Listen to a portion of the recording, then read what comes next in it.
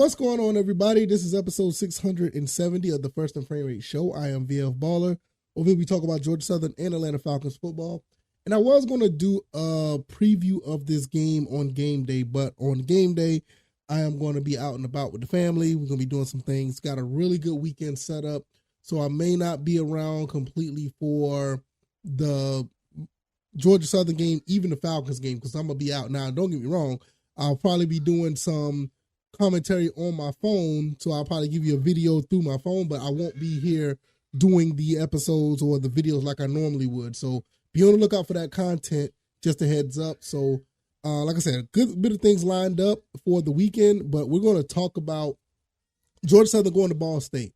The preview, Ball State is going to give the Georgia Southern Eagles a good bit of RPO.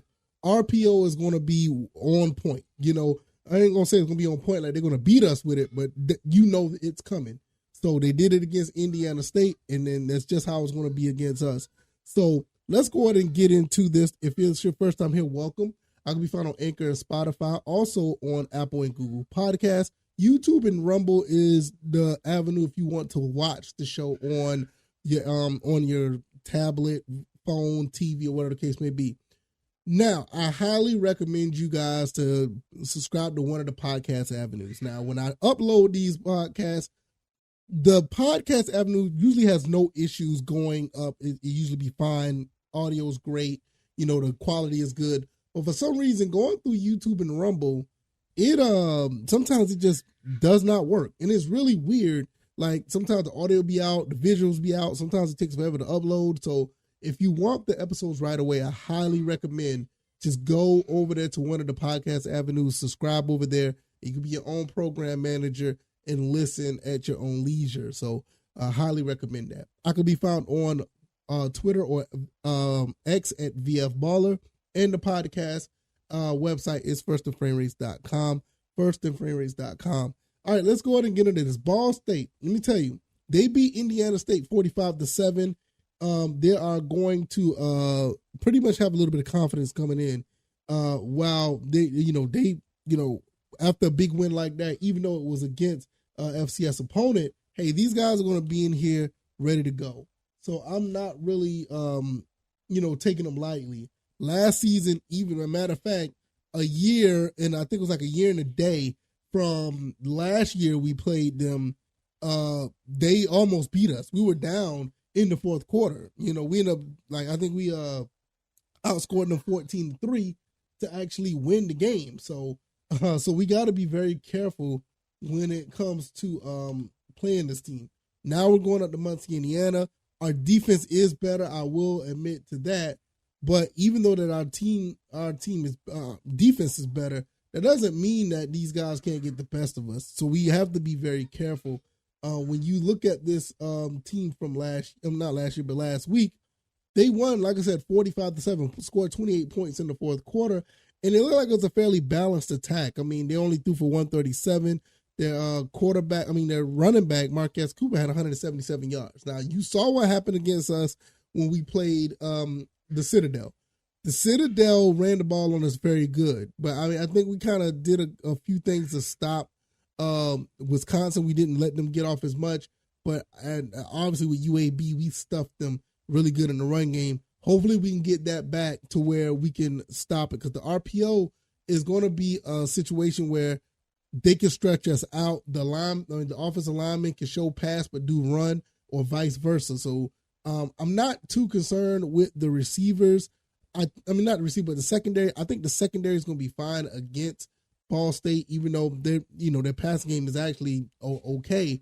But I don't think that's going to be that big of a deal. We need to find a way to clamp down on the RPO. If we can find a way to show them that no matter what they do, they're not going to run the ball on us, force them to pass, and that's going to get them in a situation that they don't want to be in. They don't want to get in a shootout with our offense. Our offense is very good, and so if we are able to go ahead and clamp that down, we should be fine. But that doesn't mean that the RPO won't be stopped, in a sense like they won't stop running it. Even though that the running game won't be effective, or hopefully it won't be effective, they're still going to try it, because you got to understand it's run pass option. So they'll probably still try to pass the ball on quick slants. The linebackers need to be alert because they can cheat up, slant pass right over the top, over the linebackers in front of the safeties, and they can get some yards that way. So we got to have a little balance with, Kaji Jackson and others finding a way to play that area very, very, just be very alert, very instinctive of what they see, not necessarily going after and being aggressive, because those type of things are the reasons why we can't get gashed on the RPO.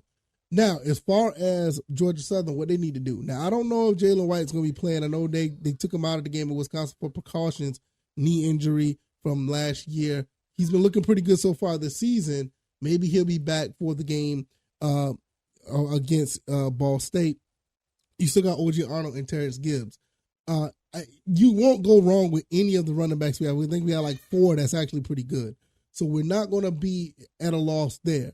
Now, Derwin Burgess did a very good job against this team last year. I think he had like 130-something yards against the Ball State last year. So look for him to start to get off on them as well.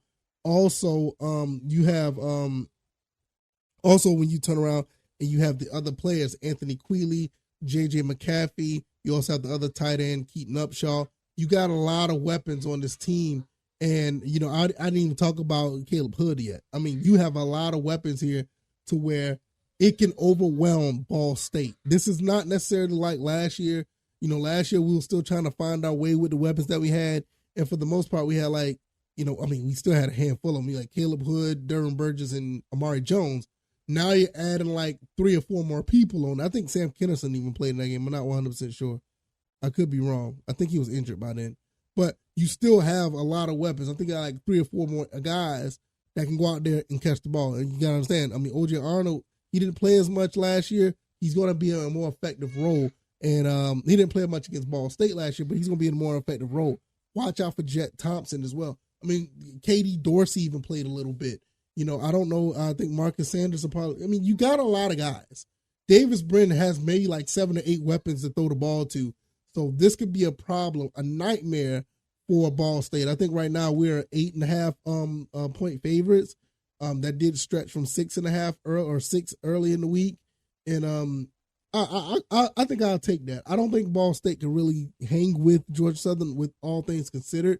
Like I said, all we need to do is really keep the ball away from them and not let them run the RPO to the way that they want to, because if they can get off on that, they're probably going to try to keep it away from us and keep it a long day, make it a long day. So I think our defense is much better than last season. So even last season, we only gave up 23 points to them. And if you know anything about Georgia Southern's, defense last year, it was not that good. So it was something left to be desired. So I feel like at the end of the day, we should be all right. Davis Brin should have another 300-plus yard game. He had 383 against Wisconsin. I feel like he could possibly go for maybe even 400 if he had 383 against Wisconsin. The main thing is, one thing we do need to talk about before I get out of here, he cannot throw interceptions. You may get away with 1 in this game, but you can't have more than 1. You don't want to give Ball State that much confidence to think they can run their offense after the defense keeps giving them the ball. So with that being said, Davis Brin, if he has a solid game, if he has a solid game, we're going to be in good shape. If he has a phenomenal game, like throw over up to 383 like he did last time, man, we should win this game probably by 21, 28 points. Because I just don't see them trying to keep up with us. I will be extremely surprised if they keep up with us throughout this game, because don't get me wrong, UAB did their best, but we gave UAB too many opportunities, and that wasn't necessarily a turnover situation. We just kept giving them the ball in certain situations when we had penalties that could have held them back. But I don't see that happening this time now. I see Georgia Southern actually getting in here and making some things happen. We're going to walk away with a victory, in my opinion. And I'm not saying that because I'm biased. I'm saying that because I just don't think Ball State has the horses to keep up with this air raid passing attack that, and then we can mix up with the run that the offense has. And I think the defense is much better than last year. So if they was able to put up 23 points with the running back they had last year, he's not at UCLA. Even if they have they don't have him, so that's a loss. And our defense just basically got ramped up. I mean, we got like 3 or 4 guys on there that are just balling out. I mean, they got the kid from Wingate. I mean, what can you say about him? I mean, my God, dude is not playing around. So when you have these new guys, new faces that are on the defense, TJ Smith, you got these guys coming in, ready to make a play. It's going to be really interesting to see how well we keep things up, against this team. I think, like I said, we could really make it a long day for Ball State. So that's the way I see it going. Let me know what you guys think. If you like this commentary, hit the like button, share this podcast, subscribe to the channel if you haven't already. Let me know what you guys think about this. Do you think that I'm tripping? You think I don't know what I'm talking about? Do you think that Georgia Southern could actually steamroll this team? I think it's going to be a solid game, but I think Georgia Southern just going to handle business. We end up winning this game kind of similar to the points that, Wisconsin had against us, 35-14. I can see that 33-10, or, hell, I even get it to be a little bit more modest. I can say, 28-17 or something like that. I can see that. So let me know what you guys think.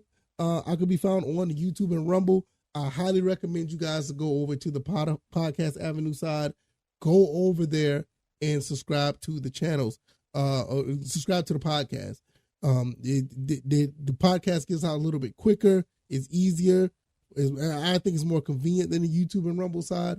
But if you're over on YouTube and Rumble, I'm still going to try my best to make sure the quality is up to par.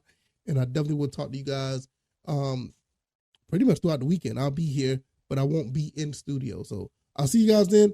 All right, y'all. Y'all take it easy, and y'all be blessed. Peace.